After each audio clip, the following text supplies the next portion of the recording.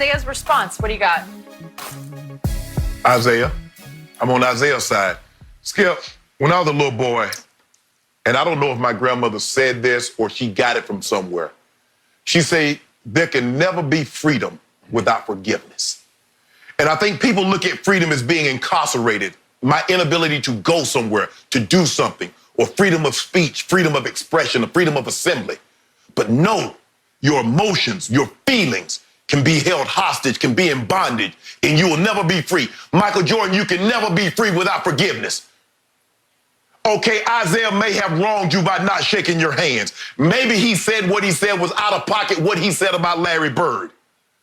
But the man does not deserve forgiveness? Michael Jordan, have you not asked, got on your knees at any point in time in your life and asked God to forgive you for what you've said or what you've done? Have you not done that? I believe he has, Skip Bayless. This is a hole on this man's resume.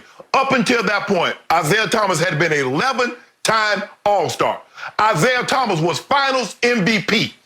To say Michael said out of his own mouth, if he can fight through the hatred and say this is the second best point guard of all time, and he's not on the dream team, we've heard so many great sayings. You don't have to like all your teammates. You don't have to get along.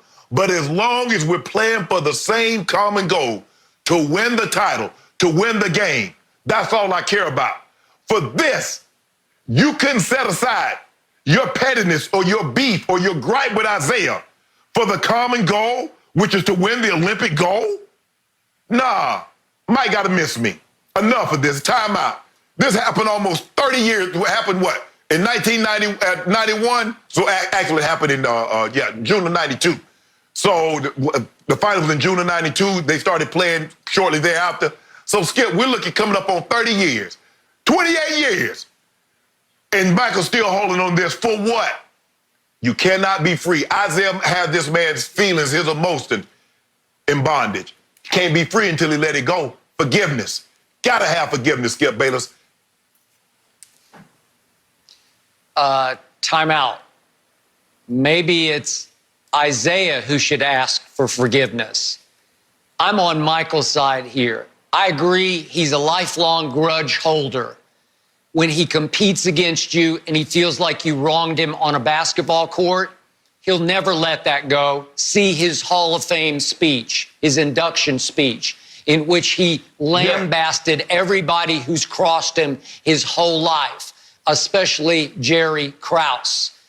And yet, I still am on Michael's side here because as much as he hated Isiah as a rival Detroit Piston, a bad boy Piston, I'm sorry, I think you've missed the facts here.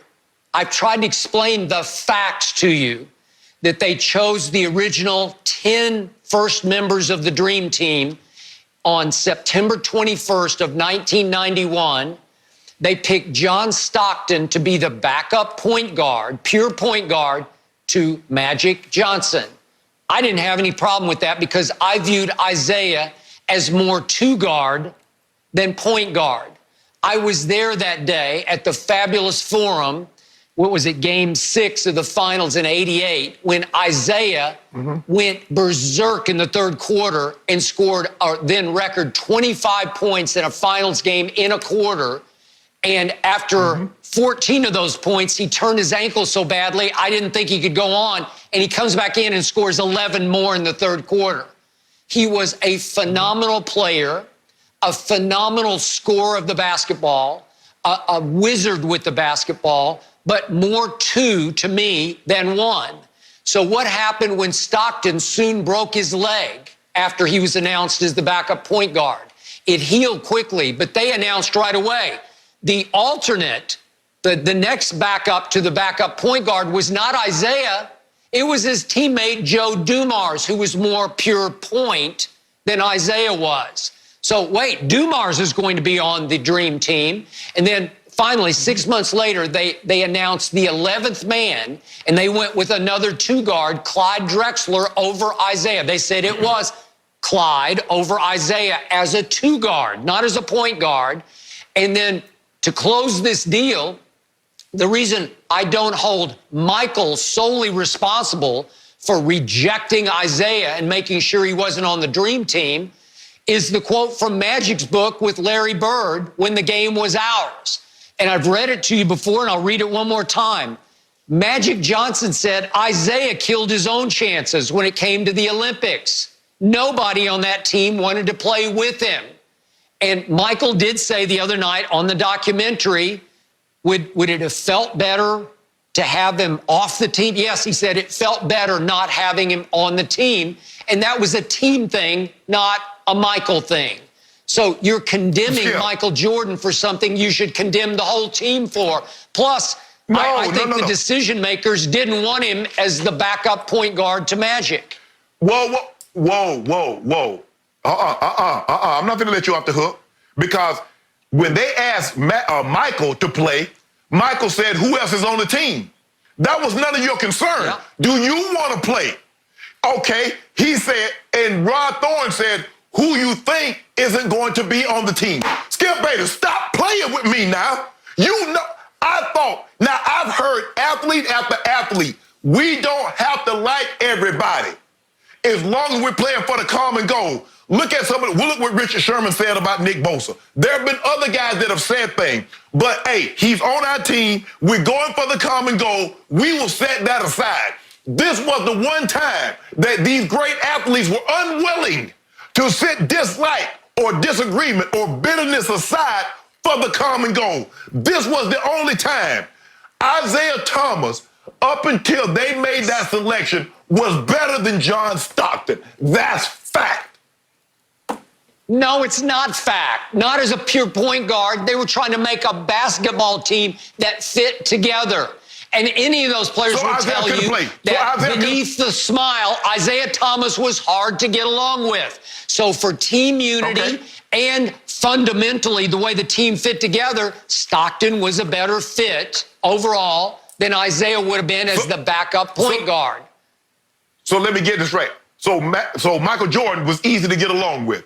Magic Johnson was easy to get along with. Remember, they took Larry Bird as a symbol. Larry Bird played 2 minutes a game. Remember, Skip, Magic Johnson had retired in November, and they took him. So I'm confused. Am I the only one that's confused by this? You take Larry Bird, who played 3 minutes as a symbol. Magic Johnson hadn't played since November. Remember, Skip? You do remember what transpired in November when Magic Johnson made his announcement. Isiah Thomas was one of the 11 best players in the NBA at the time of this selection, regardless of position. If you needed a center, put Isiah at center. Isiah Thomas was one of the 11 best players in the world at the time of this selection. That's fact. When you build a team, you're not trying to pick the 11 best players in the league. You're trying to put a team together. And once you got Michael Jordan, you're pretty good. You're going to win anyway. And I don't think that team was ever threatened in any single game. So I don't think that team missed Isiah Thomas for 1 second. Skip, of course, Skip. They could have said the next best 11 players, and they still were going to win. They just happened to have, Skip, they had the biggest name. They had the brightest. Now, I don't know if they'd had this kind of impact, but because you had Jordan. But come on, Skip. Isiah deserved to be on that team. We know that. Mike, you can't be free without forgiveness. Can't. It's impossible. I like that quote. Lord, not gonna lie, Grandma's a wise woman. She's got all the quotes for us every day. All right, Tom Brady. Remember, he got kicked out of the park. Don't worry, he's still getting his workouts in, and we have the video to prove it next.